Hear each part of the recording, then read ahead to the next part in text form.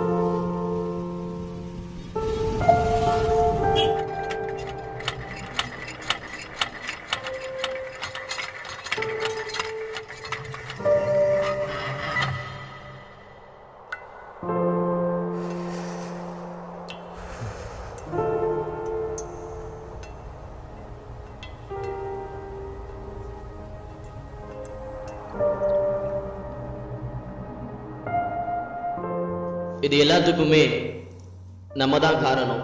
தன்வினை தன்னை சுடுங்கிற தத்துவத்தை நம்ம வாழ்க்கை நிதர்சனத்துல பார்க்கலாம். ஆனா சிறுதுளி பெருவெள்ளன்னு பல இடத்துல நம்ம படிச்சிருப்போம், கேட்டிருப்போம், பார்த்திருப்போம்.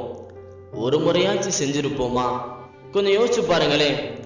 காலையில கண் முழிச்சதுல இருந்து நைட்டு கண் மூன்ற வரைக்கும் எல்லாத்துக்குமே தண்ணி அதிகமாவே தேவைப்படுங்கிறது தெரியுதே தவிர அது பற்றாக்குறைங்கிறது புரியறதில்ல. தண்ணீருக்கே பணமா? இதுதான் நம் நிலைமை. காசு கொடுத்தால்தான் தண்ணீர் என்றால் மனிதனை தவிர மற்ற உயிரினங்கள் என்ன செய்யும்? அளவாய் வரும்போது அமுதமாய் பார்க்கிறோம், அளவின்றி வரும்போது அதிகமாய் வீண் விரயம் செய்கிறோம், அறவே இல்லாத போது கண்ணீர் வடிக்கிறோம். இதுதான் நம் நிலைமை. உணவின்றி கூட 40 நாட்கள் மனிதனால் உயிர் வாழ முடியும். ஆனால் நீரின்றி 3 நாட்கள் கூட உயிர் வாழ முடியாது. தினமும் ஒரு நபருக்கு 2 முதல் 4 லிட்டர் தண்ணீர் தேவைப்படும். இதை தவிர நாம் சாப்பிடும் உணவுகளில் தண்ணீர் தேவைகள் உள்ளது. 1 கிலோ உருளைக்கிழங்கு அறுவடை செய்வதற்கே 150 லிட்டர் தண்ணீர் தேவைப்படுகிறது. வெறுமன 100 கிராம் வெங்காயம் அறுவடை செய்வதற்கு 17 லிட்டர் தண்ணீர் தேவைப்படுகிறது.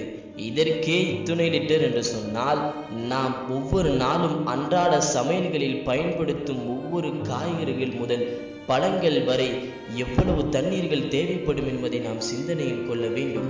ஏரி, கம்மாய், கிணறு, ஆறு எதுவும் வேண்டாம், வீடு, மனை போதும், ஆனால் நீரும் வேண்டும் என்று சொல்கிறோம். கொஞ்சமாவது மனசாட்சி கிடையாதா நமக்கு? மனிதா, உனக்கு மனிதநேயம் இல்லை.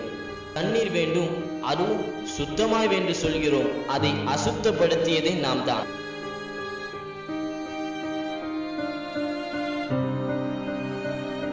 இந்தியாவில் தெருக்கு 3 குழாய்கள் உடைந்திருக்கிறது என்று பேசிக்கொள்கிறோம். அதை சரி செய்வதற்கு யார் முன் வருகிறார்? நீரே இன்றியமையாத உலகு என்று பாடிய நம் நாட்டில் ஏன் நீரின் பயன் தெரிவதில்லை? அதன் அருமை கொஞ்சம் கூட புரியவில்லை. தண்ணீரின் அருமை தெரிய ஒரு தடவை பாலைவனத்திற்கு சென்று வருவது கூட மிக இல்லை என்றுதான் சொல்ல வேண்டும். நாம் வீணாக்கும் ஒவ்வொரு சொட்டு தண்ணீரும் எங்கோ இருக்கும் ஓர் உயிரை காக்கும் நீராகும். காவேரி பெண்ணே, உன் பிறந்த வீடு வேண்டுமானாலும் கர்நாடகமாக இருக்கலாம், ஆனால் உன் புகுந்த வீடு தமிழ்நாடு என்பதை மறந்திடாதே. காவேரியிடம் கையேந்தும் தமிழர்களே, கையில் இருக்கும் தாமிரபரணியை காப்பாற்றுங்கள். இறுதியாய் சொல்கிறேன், நம்மை காக்க நாம் காக்க வேண்டியது தண்ணீர்.